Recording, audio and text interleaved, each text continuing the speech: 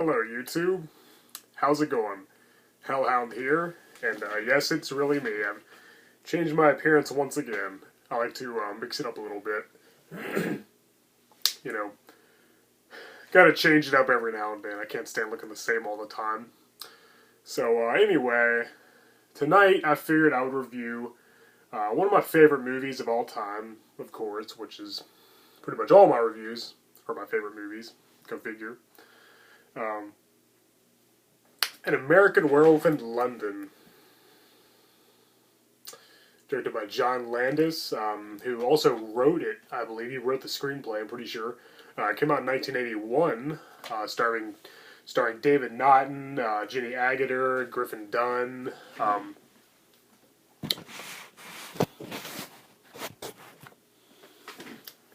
Too much damn white in here, like darkness. Anyway, on to the movie. Okay, yeah, American Werewolf in London. Basically, it's two backpacking friends are hiking through England. They're Americans, by the way, obviously. And David Naughton and Griffin Dunn are the two friends, David and Jack. And so, they're backpacking, through the country. They visit a weird pub called Slaughtered Lamb, where then there's no people there. They don't really serve food. They're not very friendly, but they do tell David and Jack to stay clear of the moors, and stick to the road. All these other weird, strange warnings.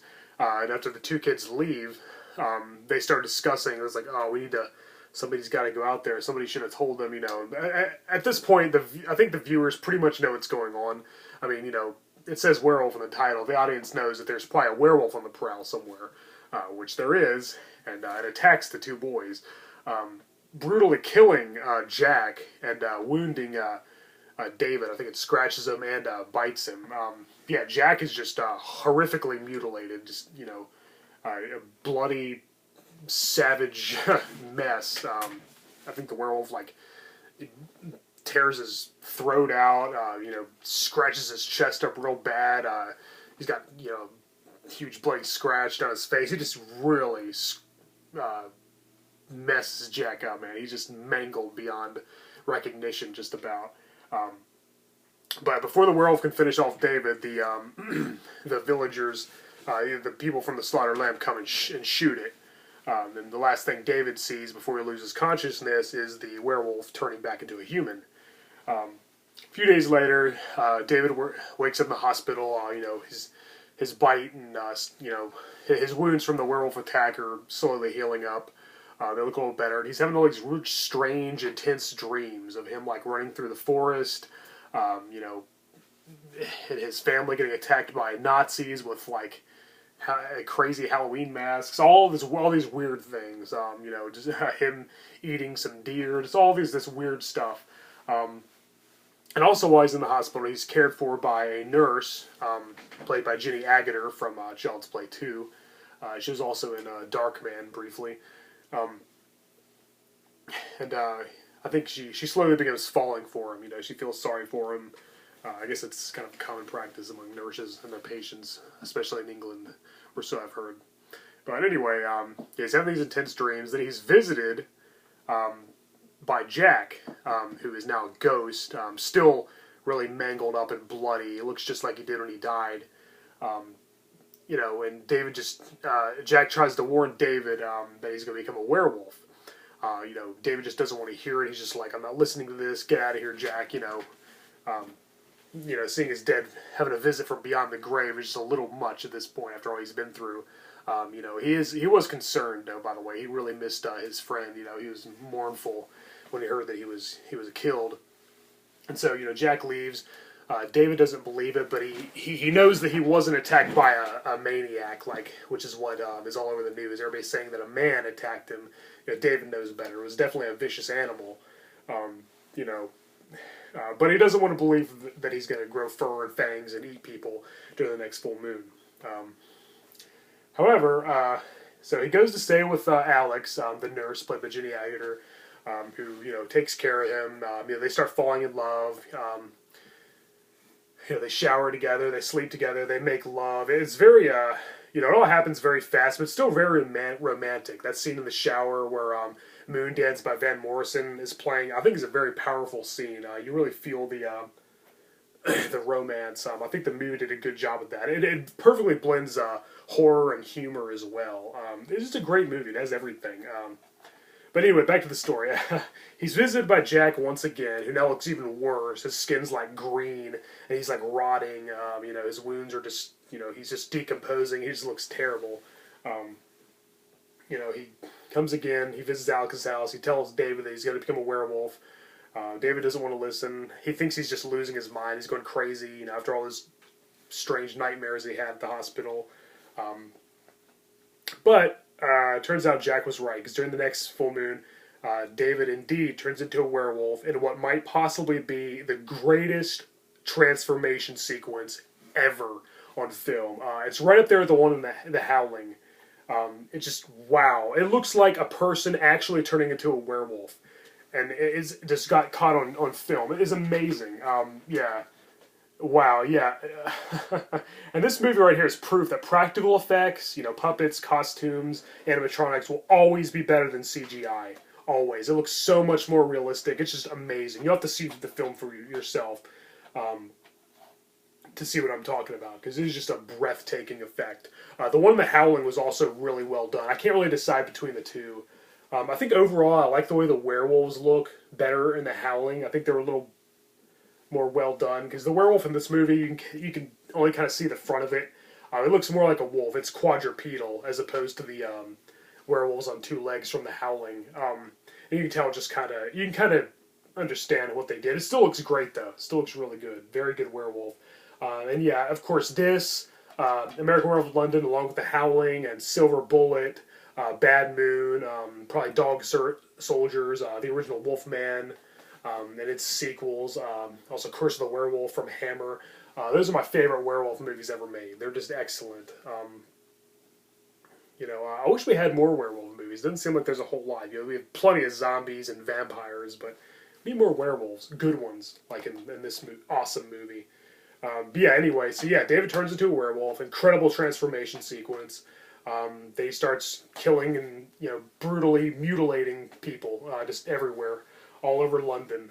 You know, just the dimly lit streets at night aren't safe because, you know, this horrific monster, this beast, is on the prowl. A very scary looking werewolf as well. But David's former doctor from the hospital, he started, I think he goes to the slaughtered lamb, and he's starting to actually believe that what David said. You know, he was visited by his dead friend and stuff. John Woodvine, I believe, is the actor who plays the doctor, if I'm not mistaken. Frank Oz is in this movie too. You know, the famous puppeteer. You know, he's the voice of Yoda, and he's done so much great puppet work and voice acting. But anyway, David, at this point, David sees the newspaper. He knows that he turned into a werewolf. He starts to believe it all. He tries to tell Alex. She doesn't, you know, she tries to calm him down, but he says, no, they need to lock me up. He gets one last visit from Jack in a movie theater showing a porno, a pretty crazy porno, and also joining Jack, who is now like almost skeletal, just looks really, really bad. Just a rotted corpse all the way. As well as the ghosts of his victims, the people he killed the first night he became a werewolf. You know, really good makeup effects there, by the way, as well. The gore effects, you know, I think at this point, this third encounter with Jack in the theater, I think he's actually a puppet, because, you know, there's no way that there's an actor under all that. I mean, maybe, I don't know, but I'm pretty sure it's an animatronic or something. But the first two times, obviously, it was Griffin Dunn wearing makeup. Very good effects there too. This movie has great effects,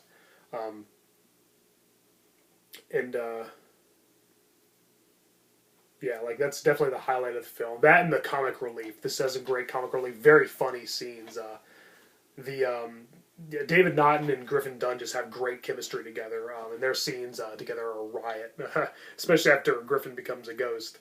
But anyway, so yeah, that's the basic premise of the movie. You know.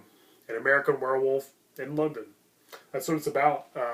Pretty simple, but very well done, very well executed. I would definitely recommend this movie. I would check it out immediately. The reasons why I love it so much, oh gosh, you know, the special effects are great.